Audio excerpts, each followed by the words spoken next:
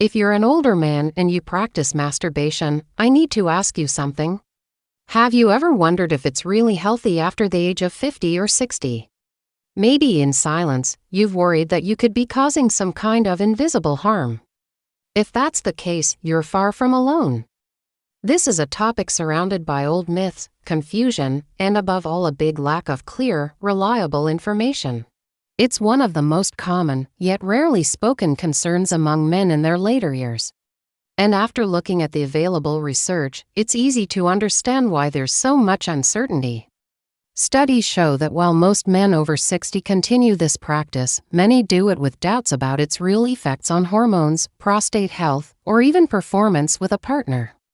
That's why today we're going to have an honest, science-based conversation. I'll walk you through 10 surprising benefits of masturbation in maturity, and then 10 potential risks you should be aware of to make sure your practice stays healthy. Let's begin with the positive side, first. It helps maintain penile health. Achieving an erection increases blood flow into the spongy tissues called the corpora cavernosa. Think of it as a form of physical therapy. This regular exercise helps keep tissue elasticity, which is crucial for firm erections as you age. Second, it promotes prostate health. This is a big one. Large-scale studies, including a well-known one from Harvard University, have linked higher ejaculation frequency with a significantly lower risk of prostate cancer. The idea is that regular ejaculation helps flush out potentially harmful substances from the prostate. Third, it strengthens the pelvic floor. The rhythmic contractions during orgasm activate key muscles such as the pubococcygeus. A strong pelvic floor is vital for erectile function, ejaculatory control, and preventing urinary incontinence, a common issue in older men. Fourth, it reduces the stress hormone cortisol in today's high-stress world. That's a valuable benefit. Research shows that orgasm causes a significant drop in cortisol. Lower cortisol helps regulate blood pressure and ease anxiety, boosting both heart health and mental well-being. Fifth, it releases a mix of feel-good neurochemicals. Orgasm floods the brain with dopamine, the pleasure and motivation molecule, and oxytocin. Often called the bonding hormone, this natural mood booster provides well-being and emotional connection, which is essential for mental health. Sixth, it helps with early detection of health issues. By knowing your body better, you may notice early signs of conditions like testicular cancer, penile fibrosis, or other anomalies that might otherwise go unnoticed. Seventh, it improves sleep quality. After orgasm, the release of oxytocin and prolactin, along with reduced cortisol, creates a natural sedative effect. This deep relaxation makes it easier to fall into restorative sleep, something often harder to achieve with age. Eighth, it enhances blood circulation in the entire pelvic area. Beyond the penis, it improves flow to the prostate, bladder, and surrounding muscles, preventing problems linked to poor circulation.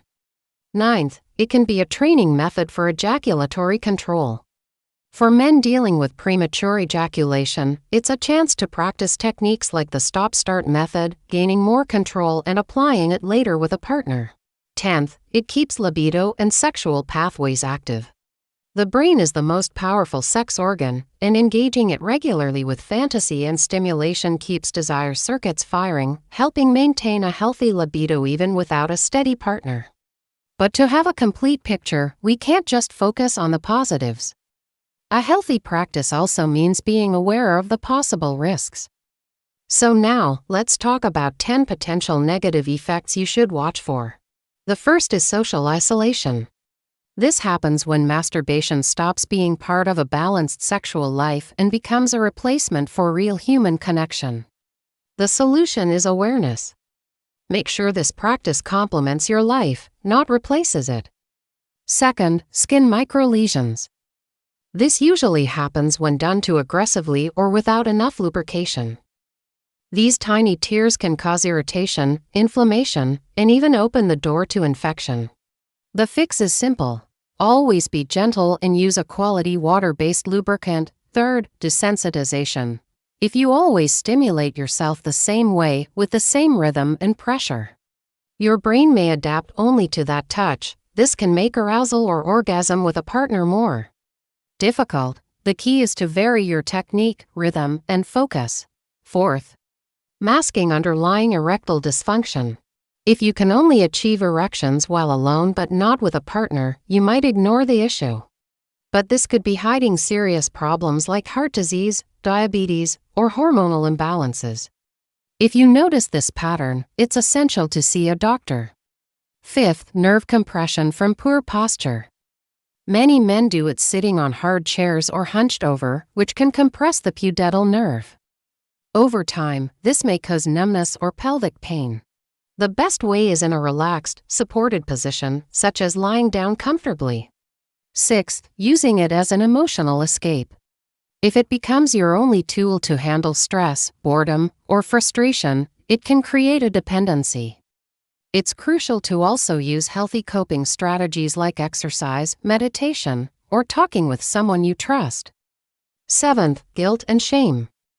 Many men grew up under strong cultural or religious taboos about self-pleasure. If these feelings persist and cause distress, talking with a therapist who has a positive, healthy approach can be very beneficial. Eighth, pelvic congestion. While rare ejaculation increases prostate risks, too frequent ejaculation several times a day over long periods can cause heaviness or aching in the testicles and pelvic area. The answer is moderation. Always listen to your body. Ninth, semen quality. This matters only if you and your partner are trying to conceive. Although it doesn't affect long-term fertility, daily ejaculation can temporarily reduce sperm count.